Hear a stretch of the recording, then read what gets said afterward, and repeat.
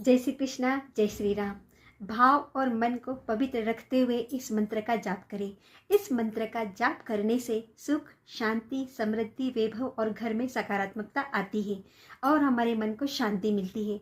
इस मंत्र को श्री राम तारक मंत्र भी कहा जाता है। श्री राम राम रामेति रमे रामे मनोरमे सहस्रनाम तत्तुल्यम राम नाम वरानने। अर्थात भगवान श्री पार्वती जी से कहते हैं, श्री राम राम, इस राम नाम का जप करने से मुझे जो आनंद मिलता है, श्री राम का नाम का जप करने से मेरे हृदय को जो प्रसन्नता मिलती है, श्री राम का सुंदर दिव्य नाम विष्णु भगवान जी के 1000 विष्णु भगवान जी के नाम सहस्त्र नाम के बराबर होता है।